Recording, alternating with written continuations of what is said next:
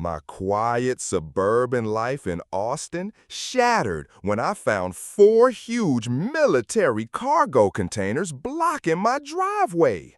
The HOA's penalty for my garden gnomes being 2 inches too tall. But what did Claire and her power-hungry board do when they realized they'd basically declared war on their own state governor? Giant military containers were completely obstructing my driveway. I blinked, wondering if the fatigue from my recent business trip was messing with my vision. Nope, they were real. 4 massive green metal boxes lined up in a perfect wall between me and my garage. What on earth? I dropped my suitcase on the sidewalk and noticed a bright yellow note fluttering on my mailbox. Impossible to miss. Hands shaking, I grabbed it. Notice of violation.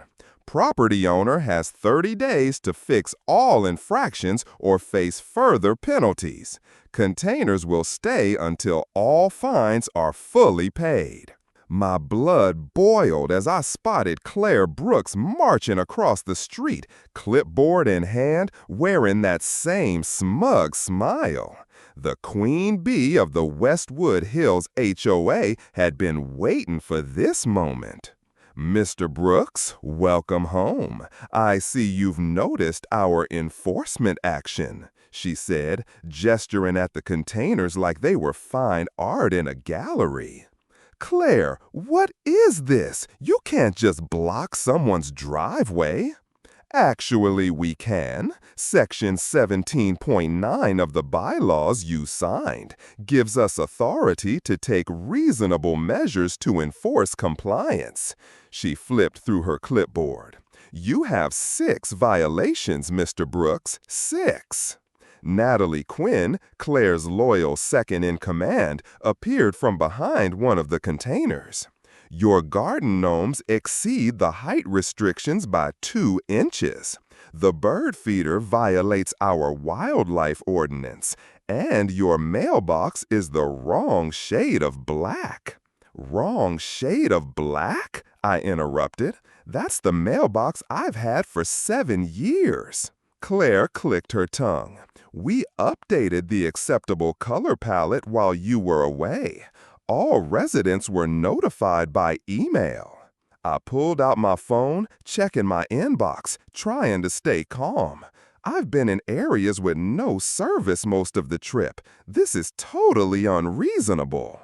Rules are rules, Mr. Brooks, Claire said, her voice dripping with fake sympathy. The total fine comes to $24,000, Natalie chimed in cheerfully. $24,000 of that is for the bird feeder and gnomes, plus daily compounding penalties and the administrative fee for container placement. My neighbor, Tom Miller, jogged over from his house. Don, what's going on? Wow, those are some big containers. Claire shot Tom a warning look. This doesn't concern you, Mr. Miller. But those things are blocking the sidewalk, too, Tom pointed out. That can't be legal. They're on HOA common property. Claire snapped. If you'll excuse us, we have other violations to handle. As they walked away, Tom whispered, "They've gone completely power crazy while you were gone. Last week, they fined Mrs. Dawson $500 because her granddaughter visited without a visitor's pass." I took deep breaths, trying to process this madness. Where would someone even get military containers? Claire's brother works for government surplus. Suddenly, these containers appear whenever someone really ticks her off, Tom explained, making sure we were out of earshot. Yesterday, I saw them measuring my grass with a ruler. My phone buzzed, a reminder that the governor's office expected me at 9 a.m. tomorrow for my first day on the new task force. After years as a special investigator for the state, I'd been appointed to lead a housing reform initiative. The irony wasn't lost on me. I needed those containers moved tonight. I circled the massive boxes, each at least 20 feet long. Good luck with that, Tom said. The Rodriguez family had one blocking their driveway for 3 weeks because their Christmas lights stayed up 2 days past January 7th. I snapped photos of the containers, the yellow note, and my supposedly offensive garden gnomes. Then I spotted something interesting on one container. A military serial number barely visible beneath a sloppy coat of paint. Tom, can you give me a ride to a hotel? I need to make some calls. That night, I couldn't sleep. Not just because the hotel bed was uncomfortable, but because pieces were clicking together in my mind. For 6 months, I'd been investigating HOA abuses across Texas, excessive fines, selective enforcement, and financial mismanagement. Westwood Hills had come up repeatedly.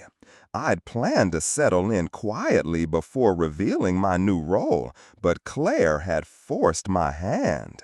At 6 a.m., my phone rang. "Governor Brooks, this is General Patterson from Fort Madison. We found those missing cargo containers. You were right. They were never properly decommissioned. Someone's in serious trouble." I smiled. "Thank you, General. I'd like to be there when you recover them." 3 hours later, I stood across the street as military police arrived at my house.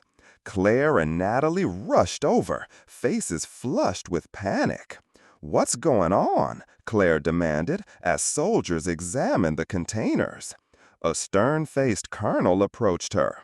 "Ma'am, these containers belong to the United States military. Serial numbers show they were reported missing from Fort Madison 3 months ago." "May I ask how these came to be here?" Claire's face went pale. "My brother said they were properly surplused." "Your brother's name, ma'am?" As Claire stammered through an explanation, I stepped forward. "Colonel, I'm Don Brooks. These containers are blocking my property." The colonel nodded. "Yes, sir, we'll have them removed immediately." Claire's eyes widened with recognition. "Brooks? Wait, are you related to the new governor?" I smiled. "Not related. I am the governor, and I'd like to know why my HOA is using stolen military equipment to harass homeowners." Meredith gasped. Neighbors emerged from their homes, drawn by the commotion and the presence of military vehicles. "This is all a misunderstanding," Claire insisted, her voice high and tense. "We followed proper procedures for rule enforcement." "We'll discuss procedures at tonight's HOA meeting," I replied calmly. "I believe it's open to all residents. I'll be there." As the containers were loaded onto military transport trucks, Tom appeared beside me, grinning from ear to ear. "Governor Brooks, huh? Claire looks like she might pass out." "The state has received over 200 complaints about this HOA in the past year," I told him. "I think it's time for some changes in Westwood Hills."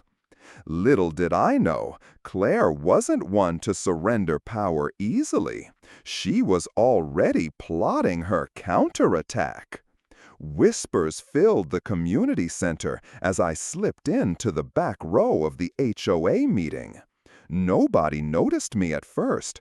All eyes were on Claire at the podium, trying to maintain her composure after the day's events. "Before we address agenda items, I'd like to acknowledge the misunderstanding regarding enforcement actions at the Brooks property," Claire announced, her voice steady despite her white-knuckle grip on the podium. "It appears there was a clerical error." Meredith nodded vigorously from her seat at the board table. "Absolutely, an administrative oversight." Stealing military property is more than an oversight, called out Mrs. Dawson, an elderly woman in the front row. It's a crime. No one stole anything, Claire snapped, moving on. Now to tonight's agenda. What about the fines? Thomas interrupted. Is Don still expected to pay $24,800 for having garden gnomes? The room erupted in chatter.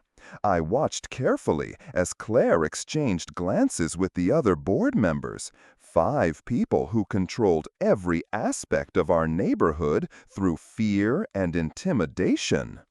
Order! I will have order! Claire banged her gavel.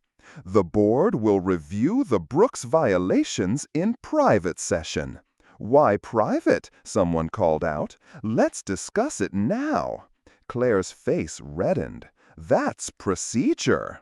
Now, regarding the Anderson property on Maple Lane, the board has denied their request for a fence variance. The Thompsons on Pine Circle are being fined for unauthorized wind chimes. Mrs. Dawson stood up shakily. Maria Thompson hung those wind chimes after her husband died. They were his favorite. Claire ignored her. The Rodriguez family continues to violate Section 14.2 by parking their work van in their driveway. Daily fines will continue. I listened as Claire rattled off a dozen more violations, each more petty than the last. The room grew tense, residents exchanging looks of frustration and resignation. When public comments finally opened, I approached the microphone. "My name is Don Brooks," I began. The room immediately quieted. "I'd like to ask the board a few questions about governance and financial transparency." Claire's smile looked painfully forced. "Mr. Brooks, we're aware of your position. We welcome your input as a resident, though board matters are handled according to our established procedures." "I understand. My first question, when was the last external audit of HOA finances?" Meredith jumped in. "We conduct internal reviews quarterly." "That's not what I asked. When was the independent audit?" The board members glanced nervously at each other. "We haven't found that necessary," Claire replied coldly. "Interesting. My second question, where did you get the authority to use military equipment for enforcement actions?" "As I stated earlier, that was an unfortunate error that's been corrected." "An error that somehow happened 4 times?" "Those containers were reported missing 3 months ago, around the same time containers began appearing in our neighborhood." A man in a polo shirt stood up. "They put one of those things in front of my house because my son's basketball hoop was 6 inches too tall." More residents began calling out their experiences. Containers for unapproved plant species, containers for holiday decorations left up too long, containers for bird baths and lawn ornaments. Claire banged her gavel repeatedly. "This is not on the agenda. Order!" I continued calmly. "My final question, are you aware that I've spent the last 6 months leading a state investigation into HOA abuses and that Westwood Hills has the highest complaint rate in the entire state?" The room went completely silent. "What kind of investigation?" asked one board member, looking concerned. I pulled out my state ID and a folder of documents.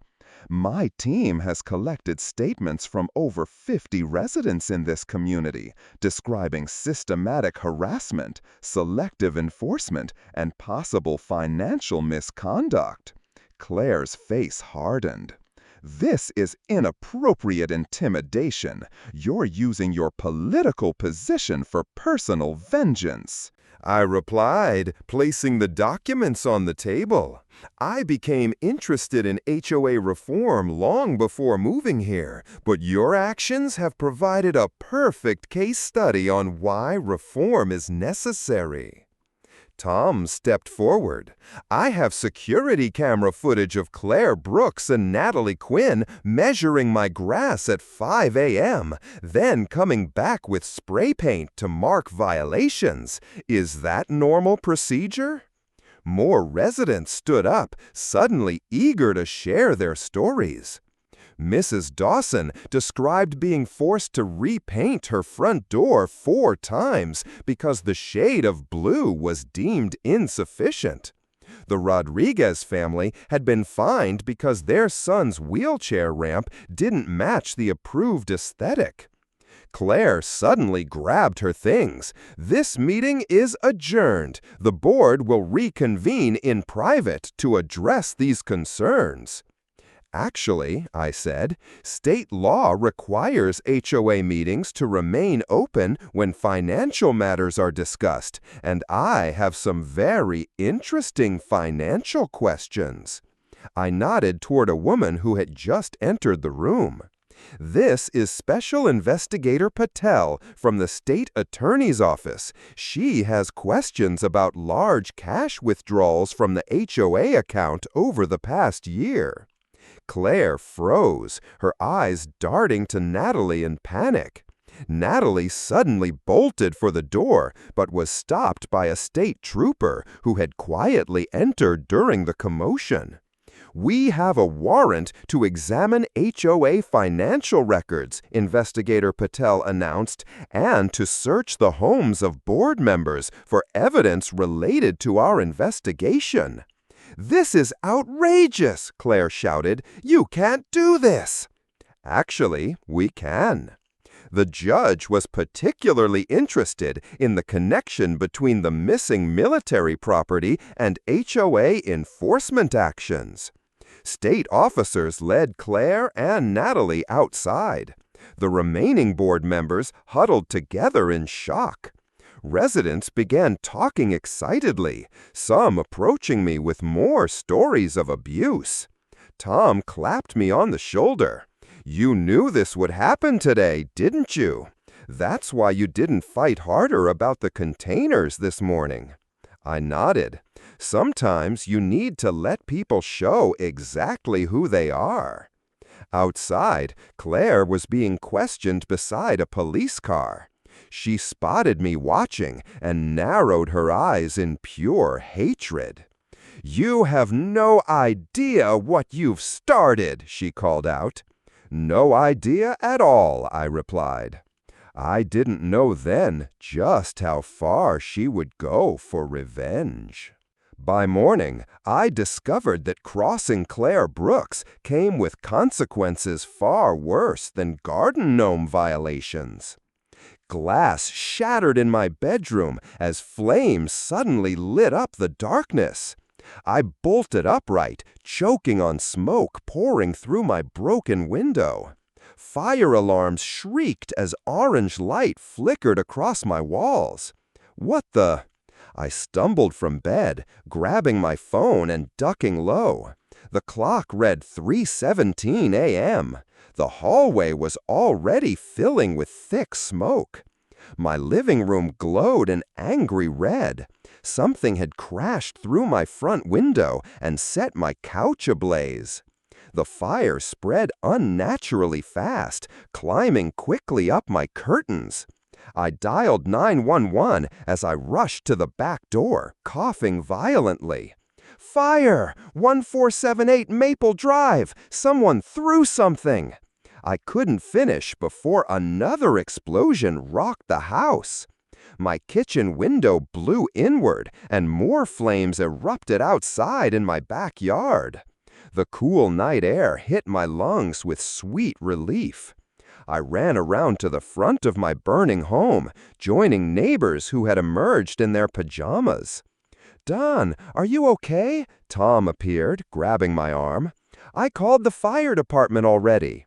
Fire trucks wailed in the distance, but my attention caught a car speeding away. headlights off, moving fast. "Did you see that?" I pointed, but the vehicle had already vanished around a corner. "No, but I saw something else." Tom pulled me aside as more neighbors gathered. "Claire and Natalie were standing across the street just before your house went up. They disappeared when the first window broke." Firefighters arrived, rushing to connect hoses and tackle the blaze. I stood watching my home burn, still processing what Tom had said. Detective Wiltons arrived 20 minutes later, notebook in hand. "Governor Brooks, I understand you believe this was arson." "I know it was." My voice sounded hollow, even to myself. "Multiple points of origin, simultaneous explosions, and your neighbor saw Claire and Natalie Quinn watching just before it started." The detective frowned. "The same women who were just released on bail 4 hours ago for financial fraud and misappropriation." The fire chief approached, his face grim. "We found fragments of 3 Molotov cocktails. Definitely arson. You're lucky to be alive, Governor." As dawn broke, I stood in front of the charred shell of my home. Water from firefighters' hoses pooled in my driveway, reflecting the rising sun. Nearly everything I owned was gone. "You can stay with us," Tom offered, his wife nodding beside him. "Thanks, but I need to make some calls." I dialed Investigator Patel's number. "I heard what happened," she answered immediately. "We're already on it. Officers are looking for Brooks and Quinn now. They won't be hard to find." I replied, watching a news van pull up. "They think they've won." By noon, my story was everywhere. Governor targeted. An arson attack followed the HOA investigation. Reporters swarmed Westwood Hills, interviewing residents about Claire Brooks's reign of terror. Mrs. Dawson appeared on local news, her voice trembling with anger. "That woman made me repaint my door 4 times, and now she tries to burn down the governor's house. She belongs in prison." The Rodriguez family showed reporters the wheelchair ramp they'd been fined for. "Our son couldn't even get into our home without it, but they called it an unapproved structure." From Tom's guest bedroom, I watched the coverage while working on my laptop, drafting emergency HOA reform legislation. My phone rang constantly, concerned colleagues, investigators, and residents offering support. At 4 p.m., Investigator Patel called. "We found them at Claire's sister's cabin. They're in custody." "What evidence do you have besides neighbors' testimony?" I asked. "Gas cans in their trunk, glass bottles matching fragments found at your house, and," she paused, "a list of other residents they plan to target. The Rodriguez family was next." I closed my eyes, relief washing over me. "Are they talking?" "Claire's demanding a lawyer, but Natalie broke down immediately. She says Claire convinced her you were planning to destroy their lives and take their homes, said it was self-defense." After hanging up, I stepped outside to find a crowd gathered in Tom's front yard. At least 30 neighbors stood waiting, many holding casseroles, tools, and supplies. "We heard you're staying here," Mrs. Dawson said, stepping forward. "We wanted to help." "My husband's a contractor," offered a woman I barely knew. "He says we can rebuild your place better than before." "My son's a lawyer," added another resident. "He wants to help with the HOA reform laws pro bono." Tom appeared beside me, grinning. "I told you, once people aren't afraid anymore, they'll stand together." That evening, we gathered in the community center, the same room where Claire had ruled with her gavel just days before. Now, residents filled every seat, speaking freely, sharing experiences, and planning the future of our neighborhood. I stood at the front, not as governor, but as a neighbor who'd lost his home. What happened to me was extreme, but the abuse many of you endured went on for years. Together, we can make sure it never happen again. A reporter raised her hand. Governor, will you be moving away after this traumatic experience? The room went quiet, all eyes on me. Absolutely not, I replied firmly. I came here to help create housing reform. Now, I've experienced firsthand why it's so desperately needed. As the meeting concluded, Tom pulled me aside. They're arraigning Claire and Natalie tomorrow. The prosecutor is pushing for maximum charges: arson, attempted murder of a public official, conspiracy. I nodded solemnly. I'll be there. This isn't just about me anymore. What I didn't know was that Claire had one final move to play, one that would shake not just our neighborhood, but the entire state's understanding of how power corrupts and how deep corruption's roots can grow. Cameras clicked rapidly as Claire and Natalie entered the courtroom in handcuffs. Claire's face remained stone cold, while Natalie looked terrified, her eyes red from crying. I sat in the front row next to Tom and Mrs. Dawson, watching as the judge read the charges. First-degree arson, attempted murder of a public official, conspiracy, theft of military property, embezzlement, and a dozen other counts. "How do the defendants plead?" asked Judge Montgomery. Claire's attorney stood. "Not guilty, Your Honor." Natalie's attorney hesitated, then said, "My client wishes to change her plea arrangement, Your Honor. She's prepared to provide testimony against Miss Brooks in exchange for leniency." Claire's head snapped toward Natalie, her eyes burning with hatred. "You traitor!" "Order!" the judge banged her gavel. "Miss Brooks, control yourself, or I'll have you removed." As the hearing proceeded, I noticed a familiar face entering at the back of the courtroom: State Senator James Fletcher, chairman of the Housing Committee. He'd fought against my HOA reform efforts from day one. What was he doing here? The prosecutor approached the bench. "Your Honor, Miss Quinn has provided information suggesting this case extends beyond Westwood Hills. We request a postponement to investigate new evidence of a statewide corruption network involving multiple HOAs." The judge granted the request, and as the defendants were led away, Senator Fletcher slipped out quickly. I followed him into the hallway. "Senator, I'm surprised to see you here. This isn't your district." Fletcher froze, then turned with a practiced smile. "Governor Brooks, just keeping informed on important cases." "Interesting, especially since Miss Quinn mentioned a statewide network. Know anything about that?" His smile faltered. "I have no idea what you're talking about. Now, if you'll excuse me, I have an appointment." He hurried away. Investigator Patel appeared beside me. "We should talk privately," she said, leading me to a small conference room. She spread out documents on the table.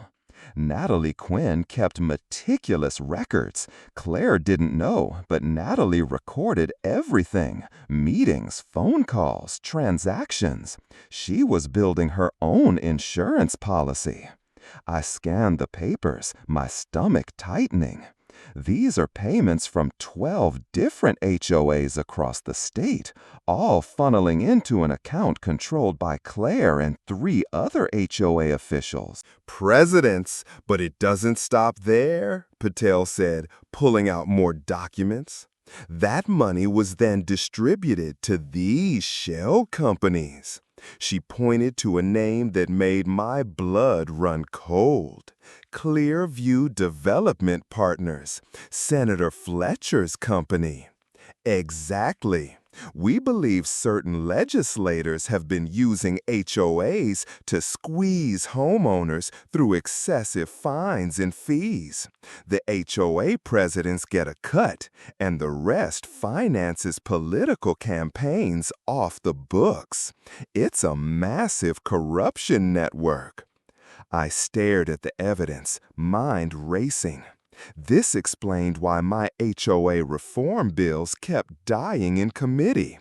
Fletcher had blocked every attempt at HOA regulation for the past 5 years. Patel tapped a folder. We found drafts of legislation in Claire Brooks's home, written by Fletcher's office, specifically designed to increase HOA powers and limit homeowner rights. How many lawmakers are involved? I asked. We're not sure yet, but we think at least 7 state legislators across both parties. She lowered her voice. This isn't just about petty neighborhood tyrants anymore. This is organized corruption. For the next 2 weeks, I worked closely with state investigators. My temporary home and Tom's guest room became command central as we connected the dots between corrupt HOA boards and political figures. More homeowners came forward with horror stories. Elderly residents forced to sell because they couldn't pay mounting fines. Families harassed until they moved. Property values deliberately tanked so developer friends could buy cheap. One evening at my kitchen table, Tom pointed to a map we'd created showing affected HOAs. There's a pattern here. These neighborhoods are all in districts where development companies want to build but can't because of existing homes. Mrs. Dawson, who'd become a regular visitor, leaned forward. That's what happened in the east part of Westwood Hills. 6 families sold to the same company after Claire hit them with thousands in fines. My phone buzzed with a text from Investigator Patel. Grand jury convening tomorrow. Evidence overwhelming. Be ready. The next morning, I watched from my office as the news broke. Breaking: state officials implicated in HOA corruption scheme. Cameras showed Senator Fletcher and 4 other legislators being led from the Capitol in handcuffs. Claire and Natalie's case had blown open something much bigger than garden gnomes and military containers. By afternoon, my phone was ringing nonstop with calls from outraged residents across the state. Governor's office, my assistant answered. Yes, he's aware of the situation. Yes, the governor is personally committed to HOA reform. A town hall meeting? I'll add you to the list. I stepped out of a budget meeting to find Tom waiting, holding a newspaper. Have you seen this? They're calling it Containergate. The front page showed Claire Brooks glaring at cameras outside the courthouse. The headline reading, HOA president charged with arson, corruption, attempted murder of governor. This is bigger than I expected, I admitted. We've hit a nerve, Tom smiled. People have felt powerless against these boards for years. You're giving them hope. 3 days later, I addressed a packed auditorium of homeowners from across the state. Camera crews lined the back wall. For too long, homeowners associations have operated with minimal oversight, maximum power, and zero accountability, I began. What started with reasonable goals, protecting property values and maintaining neighborhoods, has in too many cases become a weapon for harassment, extortion, and corruption. I outlined my new emergency legislation, mandatory financial transparency for all HOAs, caps on fines, prohibition of punitive enforcement tactics, required independent board elections, and a new state office to investigate homeowner complaints. No more military containers blocking driveways, I said to applause. No more $25,000 fines for garden gnomes. After my speech, a reporter cornered me. Governor, critics say you're using your personal experience to push a political agenda. How do you respond? I'd say they're right, I answered honestly. My experience opened my eyes to abuses happening statewide. Sometimes it takes a personal connection to understand a systemic problem. 6 months later, I returned to my neighborhood for a special occasion, moving back into my rebuilt home. The construction crew had worked miracles, creating something even better than before. The entire neighborhood turned out for the small celebration. Mrs. Dawson brought homemade cookies. The Rodriguez family son cut the ribbon from his wheelchair. Tom and his wife presented me with a housewarming gift, a garden gnome exactly 2 inches taller than the old HOA regulations had allowed for your front yard. Tom grinned, a reminder of how this all started. I placed it prominently by my new front door, next to a freshly installed bird feeder. As neighbors mingled in my new living room, I stepped outside for a moment of quiet reflection. Down the street, I could see the for sale sign outside Claire's empty house. The community center had a new sign, Westwood Hills Homeowners Association, serving our community, not ruling it. My phone buzzed with a text from Investigator Patel. Fletcher pleading guilty, rolling on others. Reform bill passing unanimously tomorrow. I smiled, looking up at my rebuilt home. Sometimes the worst experiences lead to the most important changes. Sometimes it takes 4 military containers blocking your driveway to start a revolution. And sometimes it takes a garden gnome 2 inches too tall to remind us that rules without reason, power without compassion, and enforcement without fairness are just another form of tyranny. Tom joined me on the porch. "Penny for your thoughts, Governor." "Just thinking about how strange life is," I replied. 6 months ago, I came home to find military containers blocking my driveway. Today, we've exposed corruption, changed state law, and rebuilt a community. All because Claire Brooks didn't know she was messing with the governor. Tom laughed. "No," I corrected him. "All because she didn't know she was messing with neighbors who would finally stand together." Inside my new home, surrounded by the people who had become more than just neighbors, I realized we had built something far more important than houses. We had built a true community, one where power flows from mutual respect, not fear. One garden gnome at a time.